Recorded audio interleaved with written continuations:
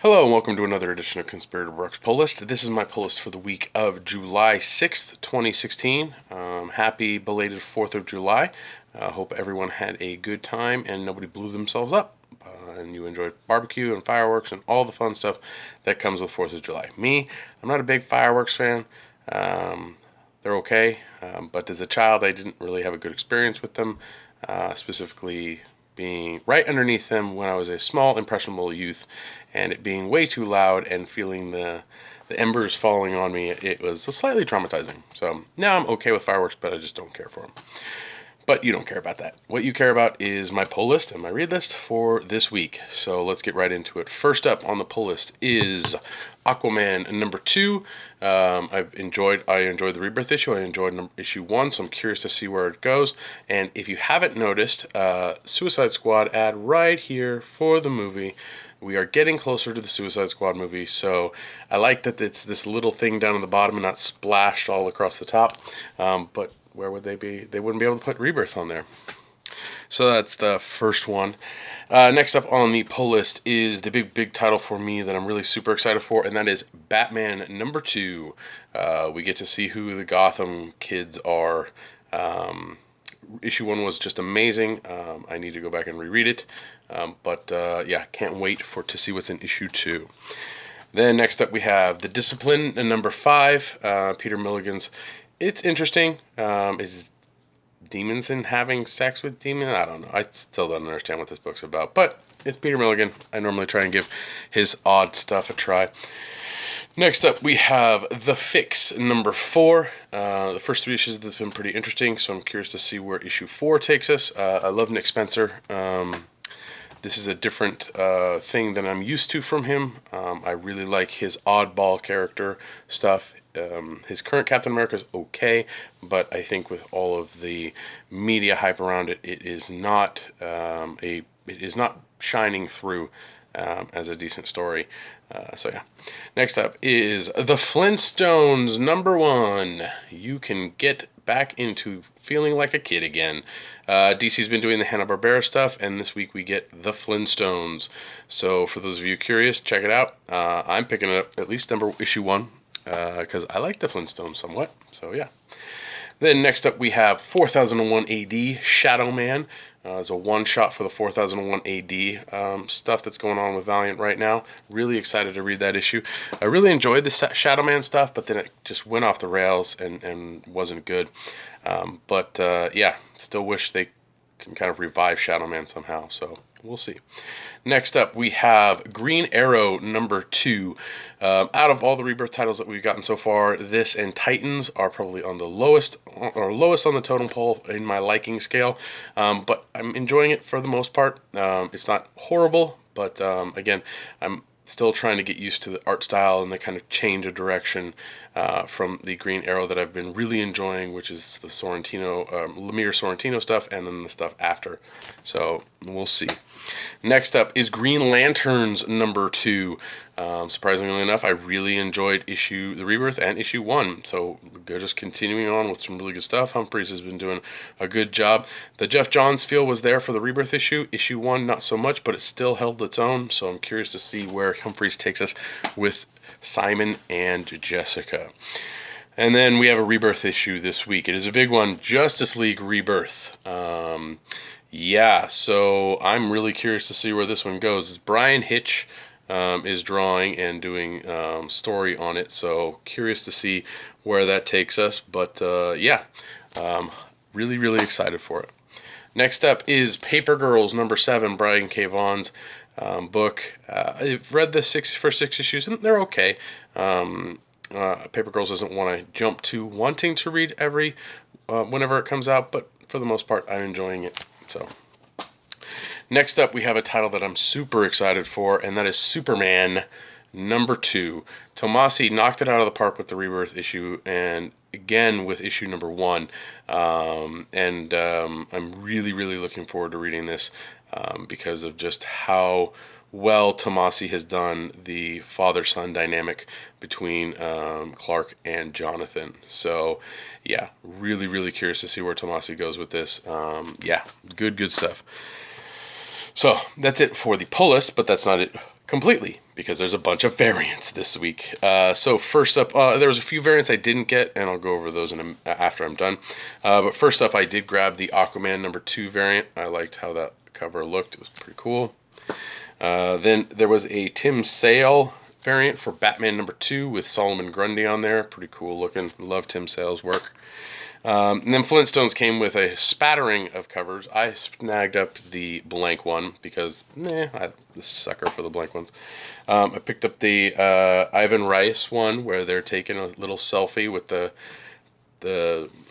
little bird that's chirping it out, but I like the homage to the original looking art there. That's pretty cool. And then got the Dustin Nguyen cover just because I liked it, and it's Dustin Nguyen. So yeah.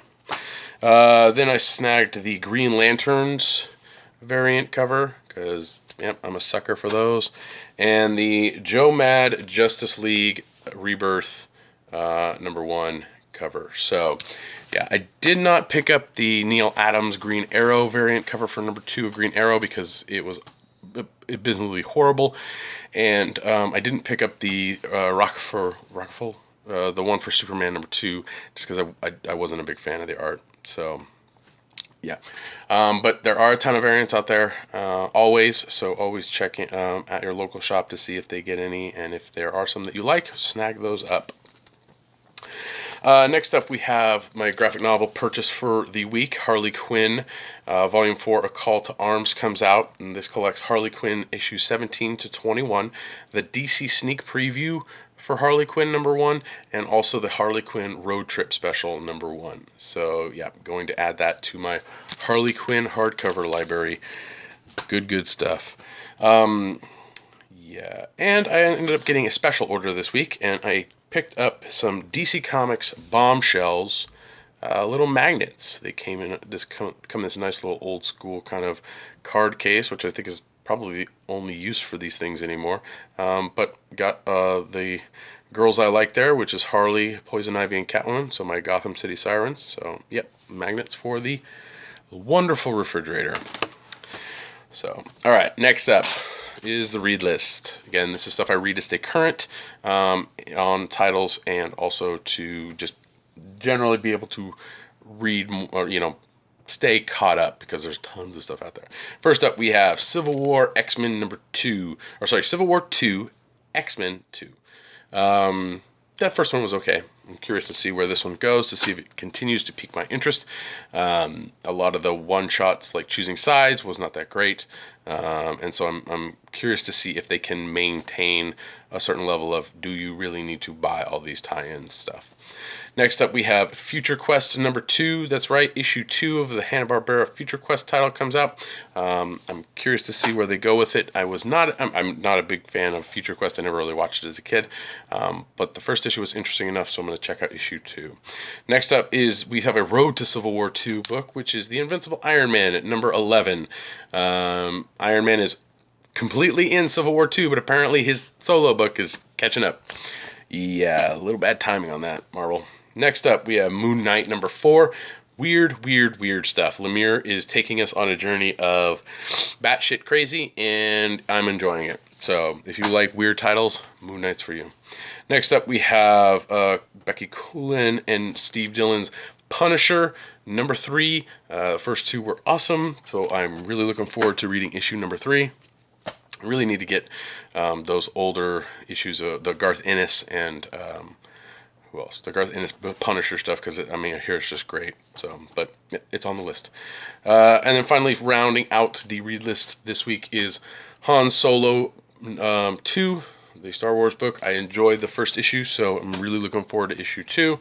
And then we're finishing up with Poe Dameron issue #4. So yeah, we'll see where Poe Dameron goes. I'm assuming that's the last issue, because statistically, well, maybe it's issue 5. Yeah, that's probably not the last issue, but who knows? I need to do my research, but I obviously didn't. There's a few titles that I was not able to pick up just because we didn't get enough copies. Hopefully I'll be able to read them on Thursday or by Monday. And those are Civil War 2 Kingpin #1, Empress, that Mark Millar book, #4. We have Scarlet Witch #8, Silver Surfer number 5, Spider-Man 2099 number 12, skip one, Rento Jones number 3, the 1% book. Really kind of interesting. I didn't get a chance to read issue 2, so I'm going to see if we have issue 2 still on the shelf. Bunch of actually trades this out and hardcovers out this week that I wanted to bring your attention to. Green Arrow, volume 8, The Nightbirds is out, and that's the soft cover for the previous Green Arrow stuff, so I'm going to snag that up at some point. The Star Wars Darth Vader hardcover volume 1 comes out, and it's issues 1 through 12, and it's $34.99. Darth Vader is one of those books that we know it's ending. It's been announced that Kieran Gillen's last issue is issue 25, and they're ending the run. Then they're going to most likely, a few months later, relaunch Vader with a new number 1, and blah, blah, blah, blah, tons of variants, all that, just to flood the market and get that, money up. I don't like that.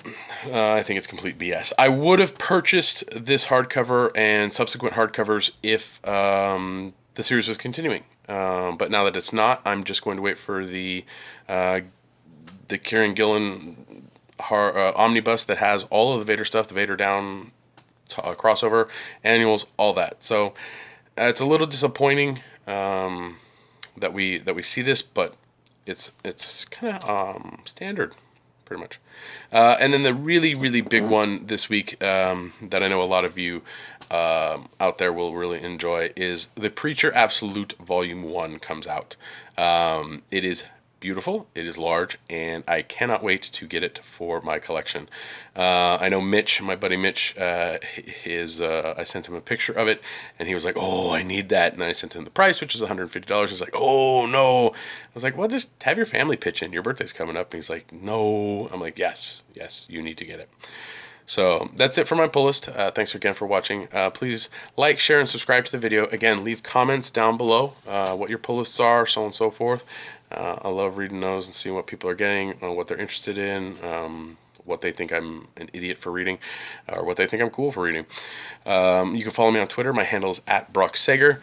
You can listen to me on the Comic Conspiracy podcast. We just recorded episode 268, and it was just like a Q&A one. But we also announced that we are having a store exclusive variant for Harley Quinn number 1 out in August. So I'll have some information for you down in the description below. It is a beautiful cover. Once we get the final artwork, I'll let you know.